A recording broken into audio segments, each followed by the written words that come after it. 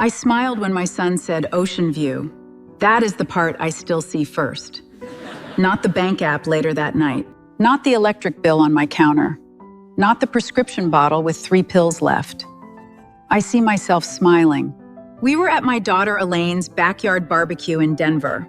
It was warm enough that the potato salad sat in a bowl of ice, and my grandson kept asking if he could have one more lemonade. Daniel was telling everyone about the vacation he and his wife had booked. A resort, a balcony, 3 dinners already reserved. He was happy, and I was happy for him. I asked all the right questions. What airline are you flying? How long will you stay? Did you get travel insurance? That one made everyone laugh because I sounded like I was still running an office. I did that for 32 years. Office administrator, schedules, invoices, receipts, payroll mistakes, late checks. Numbers never scared me. People used to bring me a stack of papers and thought I was afraid of a number. They saw me pass the paper plates. They saw me refill the iced tea. They saw me clap when my granddaughter showed me a little dance. They saw the woman who always had it handled, the one who mailed birthday money, the one who covered a car repair, the one who said, "Don't worry about it, honey, I've got it." That night, I came home and put my purse on the chair by the door. I did not turn on the television. Usually I do. I like voices in the room. But the apartment was so quiet that even my keys sounded too loud when I set them down. I opened my bank app. Then I closed it. Then I opened it again because some foolish part of me wanted the number to be kinder the second time. It was not. The electric bill was due Friday. My prescription refill was waiting at the pharmacy. And on the counter was a grocery list with 6 things on it. Eggs, bread, milk, soup, bananas, coffee. I stared at that list like it might offer to remove one more thing for me. Then I looked at the orange prescription bottle beside my purse. 3 pills left. I remember thinking, Carol, you know numbers. But that night, I could not make them behave. I could keep the lights on and wait on the prescription. Or I could pick up the prescription and let the electric bill sit there. Groceries would have to take whatever was left. And the whole time, I could still hear Daniel saying ocean view. I did not know that the next morning, I would stand at a pharmacy counter and leave my own medicine there. I want to be fair. Daniel did not do anything cruel at that barbecue. Elaine did not either. No one said, "Mom, your problems do not matter." No one had to. I had trained them too well. I had taught my children to be independent so well that now I did not know how to tell them I could not afford my own prescription. That is the shame of it. Not just needing help. Being the person who taught everyone else not to need you, then wondering why no one looks over and asks if you are all right. I picked up my phone. I opened a message to Elaine. I typed, "Are you busy?" Then I erased it. I typed, "Can I ask you something?" I erased that too, because the real sentence was sitting under both of those. I cannot keep pretending I am fine. I did not resent the vacation. I need that understood. A child should be allowed to have joy without checking his mother's bank balance first. What hurt was that I had become so good at not being a worry that I had also become hard to notice. That is a strange kind of disappearing. You are still sitting at the table. You are still passing the iced tea. But the truth is back home on the counter, under a bill. Those words felt bigger than the bill. They felt bigger than the prescription. They felt like taking off a face I had worn so long that my own children thought it was me. Carol, I want to stay with that. You said you taught them you were fine so well that no one thought to check. That is not only about money. That is a lonely place to stand. It is, and I hated that I had helped build it. There is a kind of pride that protects a person for a long time. Then one day, it starts keeping help away. Yes, that is what happened. When did that begin for you? Not the bank app, not that night after the barbecue. Did you first learn that a good woman pays quietly before she asks for anything? I think it started at my mother's kitchen table. There was always a pencil behind her ear, always a stack of envelopes. And I learned early that love had numbers attached to it. Not because love was cold, because love had to keep the lights on. My mother did not give speeches about sacrifice. She counted. That was how she talked about it. She would sit at the kitchen table with a cup of black coffee, a pencil behind her ear, and envelopes spread out in front of her. Rent, gas, lights, church, food. She never called them priorities. She just moved them around until something could be paid. I was maybe 10 the first time I understood that a bill was not just a bill. It was a little decision about who in the house got to breathe that week. Were children allowed to know that? Not really. We knew enough to stay quiet. My mother was not unkind. She was tired. And when she got tired, she got practical. She would say, if you can handle it, handle it. That was one of her rules. Not written anywhere, but everybody knew it. If your shoe hurt, wear it one more month. If you were scared, fold the fear small enough to carry. If money was short, do not make it louder than the people you loved. That sounds hard when I say it now. But back then, it sounded like being decent. You did not make your need the loudest thing in the room. You did not embarrass the family by asking for too much.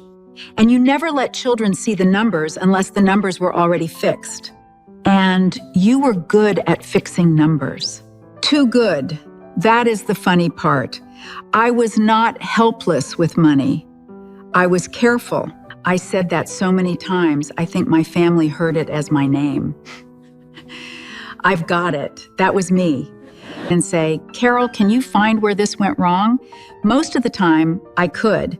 So at the barbecue, nobody would have looked at me. I could make $1 stand up straight. When I started working in offices, I liked the order of it. A ledger made sense. A receipt either matched or it did not. People think numbers are cold, but to me, they were honest. A number told you the truth, even when the truth was ugly. So when I became a mother, especially a single mother, I used what I knew. I kept envelopes. I kept lists. I kept one notebook in the kitchen drawer with the good pen clipped to the front. Daniel needed shoes for school. I found a way. Elaine needed money for a field trip. I found a way. The car made a sound I did not like. I found a way. Some months the way was overtime. Some months it was soup twice in 1 week. Some months it was telling myself I did not need a winter coat yet. I did not think of that as suffering. I thought of it as motherhood. Did anyone thank you for it? Sometimes. But the truth is, I did not require thanks. That was part of the problem. When you do something quietly long enough, people stop seeing it as something you do. They start seeing it as the weather. Mom will figure it out. Mom always figures it out. And I liked being that person. I need to be honest about that. I liked being the one they called. I liked hearing relief in their voices. There is a kind of love in being useful. A dangerous kind, maybe, but it feels like love when you are in it. Daniel called once in his 20s because his car insurance had lapsed.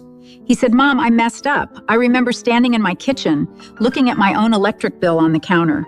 I told him, we will handle it. Not you will handle it, we. I paid what he was short and moved my bill to the next week. I never told him that part. Elaine had a month after her divorce where everything came due at once. Rent, daycare, a dental bill for one of the kids. She called me crying in a grocery store parking lot. I said, baby, breathe. Tell me the number. She told me. I wrote it down. And I found a way. What did it cost you to keep finding a way? At the time, I would have said nothing. I would have said, that is what mothers do. But it cost me little things first. I stopped replacing things. A cracked lamp stayed cracked. A toothache waited. A sweater got mended twice. A lunch with a friend became coffee at home. None of that looked dramatic. That is why nobody noticed. And I made sure they did not notice. If Daniel asked, are you okay, Mom? I said, I'm fine. If Elaine said, I will pay you back, I said, whenever you can. If nobody paid me back, I told myself family was not a bank. That sounds generous. Sometimes it was. Sometimes it was pride wearing church clothes. Pride wearing church clothes. Yes, because I could call it love, and then I did not have to admit I was afraid. Afraid that if I stopped helping, I would stop mattering. Afraid that if I asked for help, the whole picture of me would change. I had spent so many years being the steady one, the funny one, the organized one, the woman with stamps in the drawer and emergency cash in an envelope. Then retirement came, and the math changed. That is the part people do not always understand. You can be responsible your whole life and still have the math change on you. The paycheck stopped. Prices did not. Medicine went up, rent went up, groceries went up. Everything that used to bend a little got stiff. But my family still saw the old Carol. Honestly, so did I. I still brought something to every barbecue. I still sent birthday cards with a little money inside. Not much, $20 folded once, sometimes 10. But I could not make myself send an empty card. That would have felt like a confession. So the image stayed alive even after the budget could not support it. That is exactly right. I was funding a version of myself. A woman who was fine. A mother who did not need. A grandmother who could slip a bill into a birthday card and say, "Go get yourself something fun." And the truth was, sometimes that little bill meant I bought cheaper soup for myself that week. I know how that sounds. It sounds foolish. But shame does not always arrive as one big lie. Sometimes it arrives as $10 in a birthday card. When did your children begin to assume you were still all right? I think they assumed it because I performed it. Daniel would call and ask about the Broncos or whether I had seen some story on the news. Elaine would tell me about work, the house, her schedule. They were not ignoring me on purpose. I want that clear. They were busy people with busy lives, and I had given them a very convincing mother. So when I said everything is expensive these days, they agreed. They said, it really is. Then the conversation moved on. When I said the pharmacy was a little high this month, Elaine said, insurance is terrible. She was not wrong, but she did not hear what I was trying not to say. When Daniel mentioned that vacation, I said, that sounds wonderful. And I meant it. But there was a smaller sentence behind it. I do not know how I am going to pay for my medicine this week. Why did you not say it?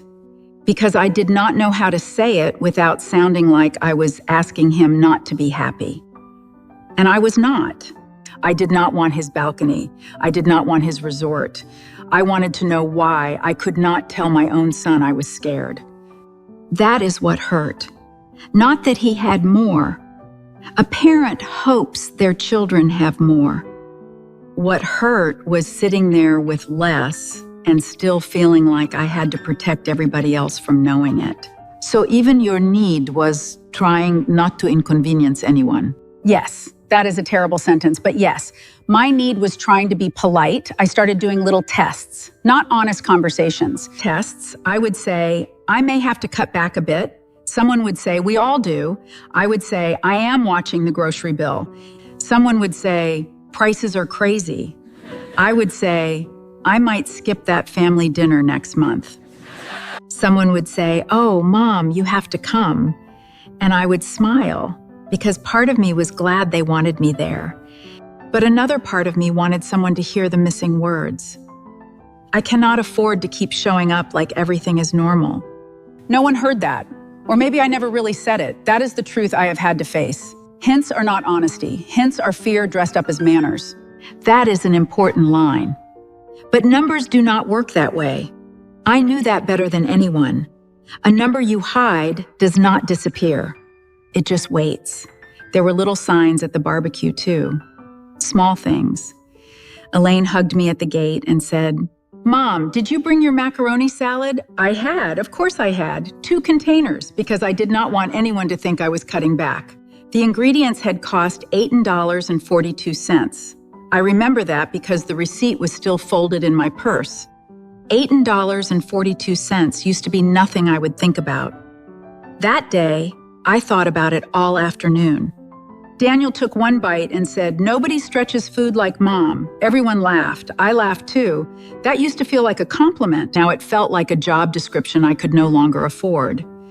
But I did not say that. I said, "Well, I have had practice." And they laughed again because it sounded like the old carol. Quick answer, little joke. That is how I kept the room comfortable. I gave them a version of me they knew how to love. The problem was, that version was getting expensive. And no one knew the receipt was in your purse. No one knew. That is what silence does. It lets people enjoy the salad without knowing what it cost you to bring it. And by the week of that barbecue, the number was done waiting. The electric bill was already on the counter. The pharmacy message was already on my phone. The grocery receipt was folded in my purse. And I had started writing grocery lists like I was negotiating with my own stomach. That was where I was when Daniel said Ocean View. I smiled. I asked about the flight. I passed the iced tea. But inside, I was doing math no one at that table knew existed. And the next morning, that math stopped being private. Not because anyone asked. That would have been easier, I think. It was my phone, that little pharmacy message. "Your refill is ready for pickup." I was still in my robe when it came through. The apartment was quiet. I looked at the message. Then I looked at the orange bottle on the counter. 3 pills. I turned the bottle in my hand, like the label might say something different if I read it from another angle. It did not. "Did you know the cost before you went?" I knew enough to be afraid of it. That is the honest answer. The month before had been higher than I expected. I told myself maybe this month would be different. I had done that a lot by then. Maybe the bill would be lower. Maybe groceries would stretch. Maybe one more week would loosen the knot. But hope is not a budget. I knew that. I had said versions of that to other people for years. Still, I opened the bank app. The balance was there, plain as a slap. I will not pretend it was complicated. That was what made it so humiliating. The electric bill was due Friday. The prescription was ready that morning. Rent had already cleared. The phone bill was coming. And I still needed groceries, not extra things, not treats, not steaks or flowers or a new blouse. Groceries. I took out a piece of paper. That is what I do when I am scared. I write things down. I wrote the balance at the top. Then I wrote electric, prescription, groceries. I sat there with the pen in my hand, and for a while I did not move. What were you trying to solve? I was trying to solve the part that was not math, the part where I had to admit I needed somebody. The numbers were not hard. The numbers told the truth right away. If I paid the electric bill, I could not pick up the prescription without leaving almost nothing for food. If I picked up the prescription, the electric bill would sit there, and I would spend every night listening for the refrigerator to click on, wondering what I had risked. Yeah. If I bought groceries first, I would be choosing comfort for a week over medicine and lights. There was no clever version. No office trick, no missing receipt to find, no column I could fix. Just a life that had gotten smaller than the numbers required. I got dressed anyway. I put on lipstick. That sounds silly, but I did. I think I needed to look like someone who was not afraid to walk into a pharmacy. I drove there with my purse on the passenger seat and the electric bill folded inside it. At a red light, I watched people moving through their ordinary morning, and I thought, none of them know I am doing math so hard I can feel it in my throat. At the pharmacy counter, the young woman smiled and asked for my name. I gave it. She found the little white bag. She asked if I had any questions for the pharmacist. I said no. Then she told me the total. I had known it would be bad. Still, hearing it out loud did something to me. It made the number public, not to my family, not yet, but to me. There it was, spoken. Standing between me and the counter, I opened my wallet. I had 2 cards in there. One I knew better than to use. One I hoped might still let me pretend. The young woman waited. She was not impatient. That somehow made it worse. I could feel a small line behind me. Normal life kept moving. And I was standing there, trying to decide if I could afford to take care of my own body. What did you do? I smiled. That is the part that makes me angry now. I smiled at that poor young woman like she had asked me if I wanted a receipt. And I said, I am going to come back for it. She said, of course. She put the bag aside. Just like that. No drama, no music, no one gasped. You can manage. I had used it so many times it knew how to find me. Then my phone buzzed again. This time it was a reminder from the electric company. Payment due Friday. I looked at that message. Then I looked back through the windshield at the pharmacy doors. And something in me just got tired. Not dramatic tired, the kind where your own performance finally embarrasses you. I heard myself say, out loud, in that parked car, "Carol, who are you protecting?" That question scared me more than the balance, because I knew the answer. I was protecting my children from the truth of my life. I was protecting my old reputation. I was protecting the version of me who always had it handled. And I was doing it by leaving my medicine at a pharmacy counter. What changed in the car when you heard yourself say that? Everything got quieter, not outside, inside. For the first time, I could hear what I was really saying. Not, "I will come back for it." Not really. I was saying, "I do not know how to ask for help."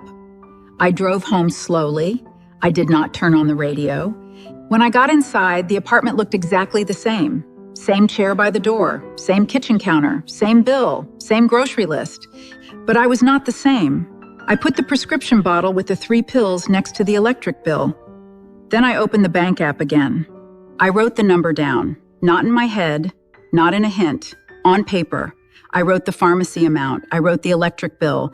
I wrote what groceries would cost if I bought only the things on the list.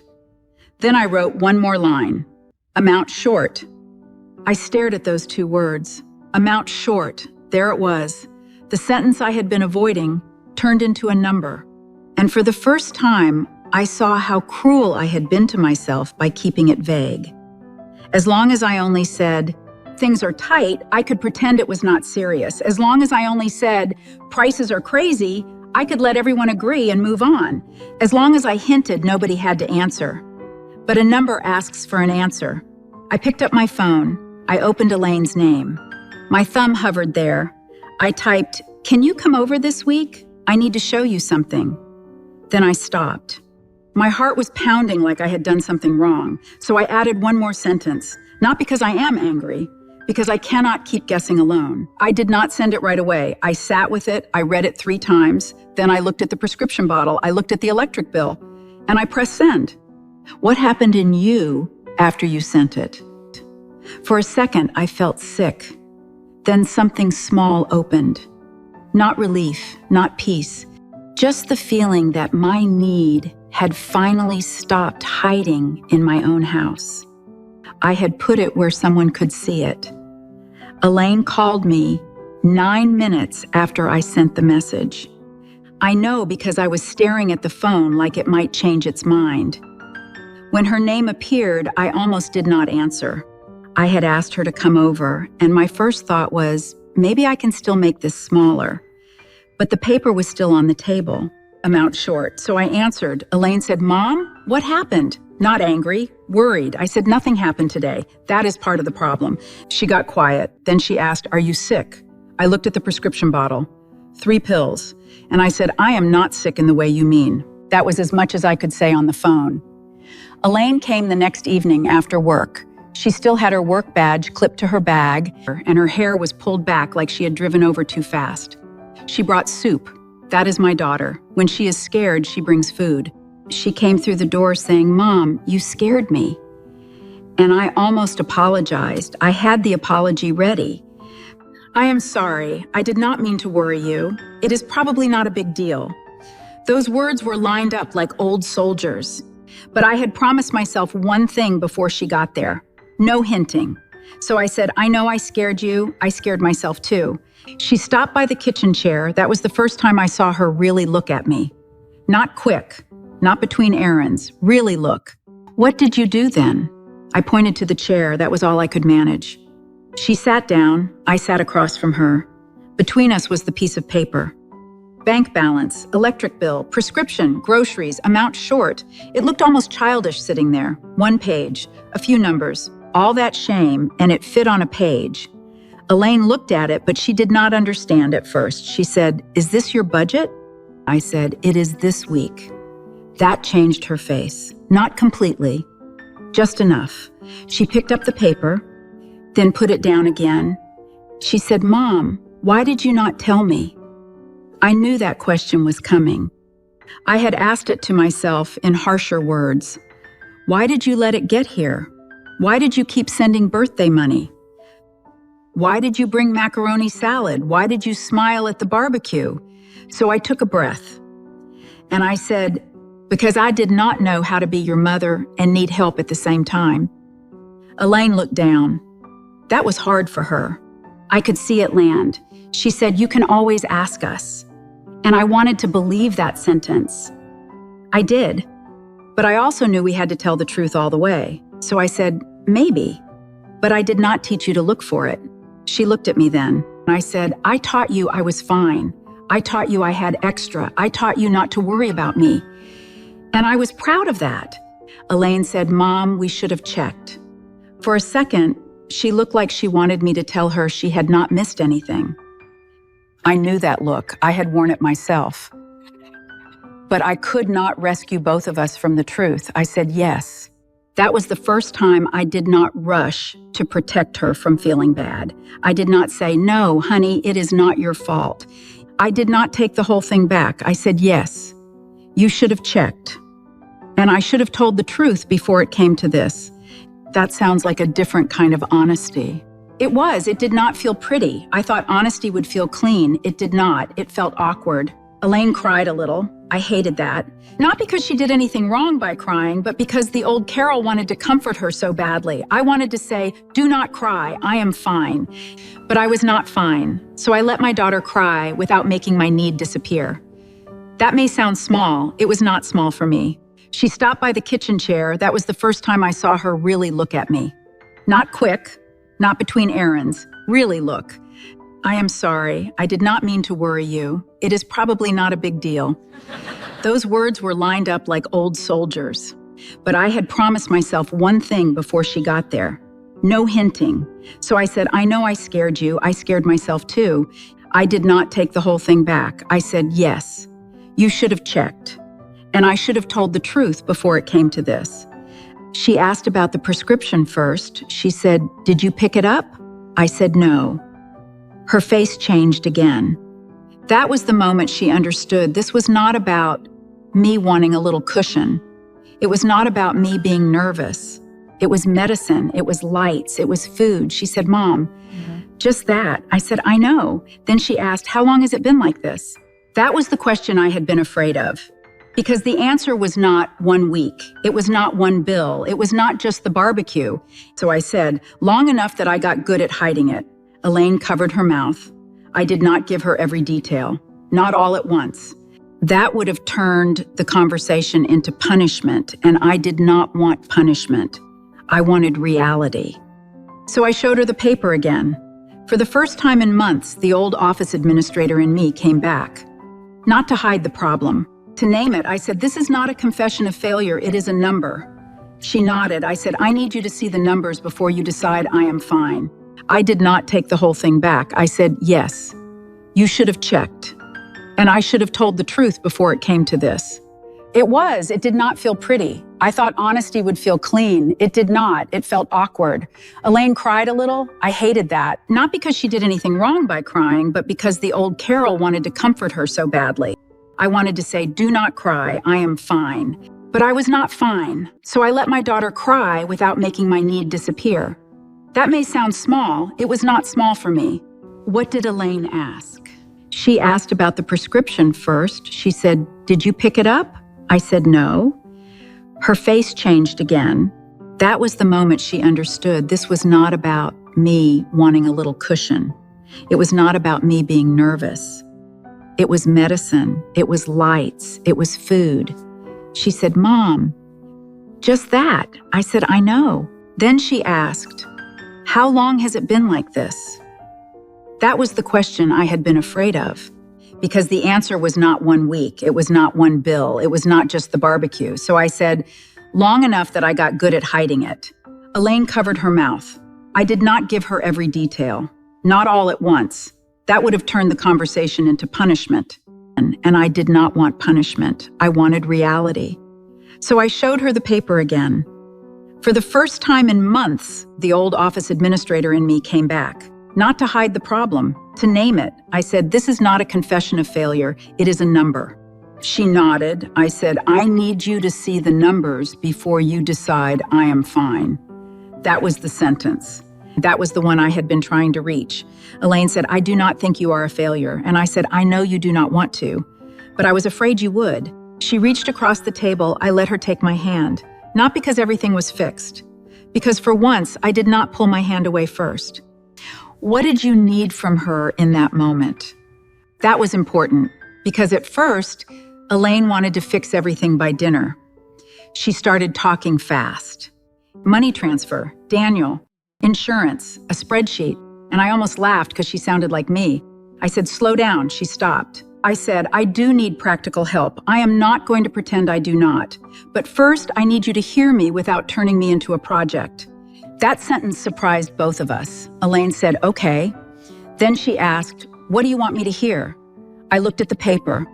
Then I looked at her. I said, "I want you to hear that I have been scared in this apartment and still showing up with food for everybody else." Elaine closed her eyes. I said, "I want you to hear that when Daniel talked about the trip, I was happy for him. I do not want anyone punished for having a good life." She nodded. I said, "But I also want you to hear that I cannot be the only person who knows when I am not okay." That was when Elaine stopped trying to solve. She just sat there. And for once, I did not fill the silence. What happened after the silence? The first thing was the prescription. Elaine drove me to the pharmacy that night. She did not make a speech. She did not say, "Why did you wait so long?" She just drove. I picked up the prescription myself. That mattered to me. She stood beside me, but I paid part of it and she helped with the rest. I know someone might hear that and think, "Carol, just let her pay." But it mattered to me. I needed help. I also needed to still feel like I was standing there. After the pharmacy, we went back to my apartment. We looked at the electric bill. We looked at the groceries. Elaine said, "Can we make this less lonely?" Not, "Can I take over?" Not, "Let me handle everything." Can we make this less lonely? That was the right question. So we made the first plan. Not a life plan, just enough for the next honest week. I would stop putting money in birthday cards when I could not afford food. Elaine would come once a month and sit with the real numbers, not because I could not add, but because secrecy had become dangerous. And before the week was over, I would tell Daniel one true sentence. What was that sentence? I wrote it down. I needed to. I wrote, "I am happy for your trip, and I need you to know I could not pick up my prescription this week." I looked at it for a long time. Elaine said, "That is clear." I said, "It sounds terrible." She said, "It sounds true." I did not send it that night. I want to be honest about that. I was not suddenly brave in every direction. Elaine went home, and I sat with that sentence on the table. The apartment was still quiet. The bills were still there. My life had not become easy. But something had changed. The numbers were no longer living only inside me. And neither was the shame. Carol, that feels important. The bills did not disappear. But the hiding changed. Yes, that is exactly it. For years, I thought asking for help would make me smaller. That night, I learned something different. Hiding had made me smaller. The truth did not fix everything. But it gave me my own voice back in the room. I did send the message to Daniel. I wrote, "I am happy for your trip, and I need you to know I could not pick up my prescription this week." Then I added one more sentence. "I am not telling you this to make you feel guilty. I am telling you because I cannot be the only person who knows." I sent it before I could make it smaller. Then I put the phone face down on the table. For 20 minutes, I felt 10 years old again. Then 32. Then 70, all at the same kitchen table. When Daniel called, his voice was quiet. He said, "Mom, I didn't know." I said, "I know." He said, "Why didn't you tell me?" And this time, I did not protect either of us from the answer. I said, "Because I was embarrassed. And because I thought needing help would change how you saw me." "It doesn't." I said, "It might a little. But maybe that is not all bad. Then he said, "Tell me what you need and I will send it." I knew he meant it kindly, but I said, "Not yet. I need you to hear the part that came before the number." "What did you mean by that?" Maybe he needed to see me differently, not weaker, just more real. He asked if he could come over after work. I said, "This weekend, Elaine and I made a first plan. I want both of you to see the numbers, not to take over, to know." He was quiet. Then he said, "Okay, Mom, that was not a movie ending."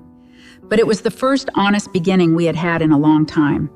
Carol, when you look back now, what do you think changed first? The money did not change first. That matters. The prescription got picked up. The electric bill got paid. Elaine helped. Daniel helped. But the money was not the first thing that changed. The first thing that changed was that I stopped treating my need like evidence against me. I had been acting as if every bill proved I had failed. Every low balance, every short grocery list, every refill I could not pick up. But those things were not proof that I was a bad mother. They were proof that I was a person living inside real limits. And people inside real limits should not have to disappear to be loved. That is a sentence many people need. Let it sit there for a moment. I hope they hear it, especially the ones who are good at handling things. The ones who say, "I've got it," even when they do not. The ones who send birthday money and then skip something for themselves. The ones waiting for somebody to notice a hint they never quite said out loud. I want to say this to them. A hint may feel safer, but it can leave you alone. A number on paper is not a failure. And needing help does not take away the years you gave. It may feel like it does, I know that, but one honest sentence does not erase 40 years of being dependable. The giving was real. The need is real too. That week, I still bought eggs, bread, milk, soup, bananas, and coffee. But for the first time, the list did not feel like a secret I had to survive alone. Carol, what would you say to the woman sitting at her own kitchen table tonight with a bill, a bottle, or a number she has not shown anyone? I would tell her to write it down, not to shame herself, not to accuse anybody, just to let the truth sit somewhere outside her body. Then I would tell her to choose one safe person, not the whole family, not the loudest person, one person who can sit down, and I would tell her to say, "I need you to see this with me, not fix me, not rescue me, see this with me," because that is where it started for me, not with all the answers, with one person seeing the paper. That is a quiet kind of courage. It did not feel like courage. It felt like being tired of hiding. Sometimes that is where courage begins. For everyone listening tonight, especially those of you who have spent a lifetime being the one who handles things, I hope you take Carol's words gently. You are not a failure because you have limits. If this conversation found you at your own kitchen table, you are welcome to leave a comment. Tell us where you are watching from. Or, if you feel safe, tell us one sentence you wish your family understood without you having to make it smaller. There may be someone reading tonight who needs to know they are not the only one. Carol, thank you for trusting us with this. Thank you for not making me feel small. You were never small, Carol. You were carrying too much quietly, and I do not want to carry it alone anymore.